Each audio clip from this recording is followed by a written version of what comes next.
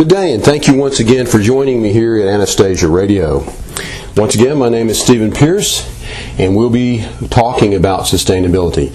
In our last couple of radio spots, we've talked about fully integrated systems, connecting the structural part of the building or home or development, the structures that we need within the development we're living in, to a interface with renewable energy systems and renewable water systems.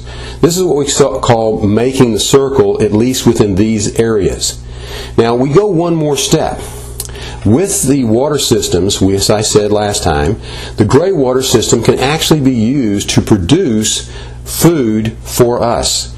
The truth is, all of us ought to be trying to produce as much as we can with this low amount of energy as possible. And that includes physical energy from you having to do things to get this production to occur.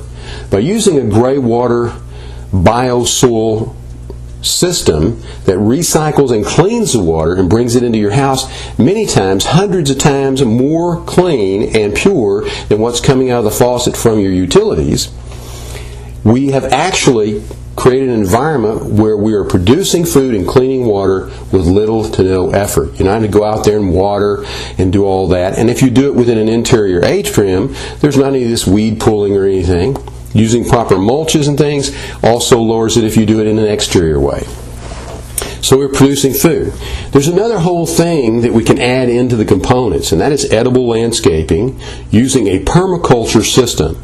Of course, permaculture is working with the environment instead of against the environment. Think about the millions and millions of dollars daily spent maintaining ornamental landscaping.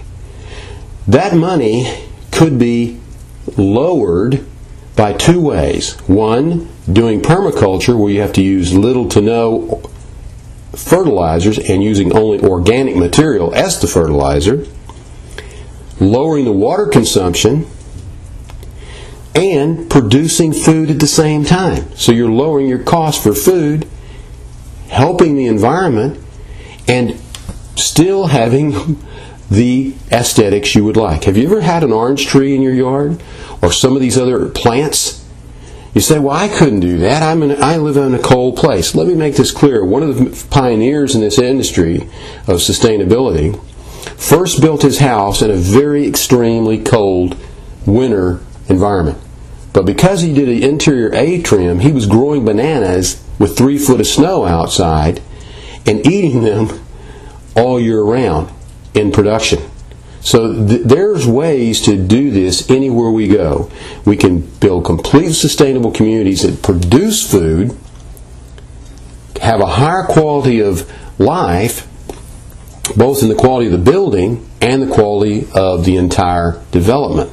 The other thing we have is aquaponics, and aquaponics is a system we'll talk about in depth as well in the future, along with permaculture. But it's basically a system where you actually are growing food and watering your plants and increasing the quality of the water for aquatic life that you would eat as a food source like tilapia.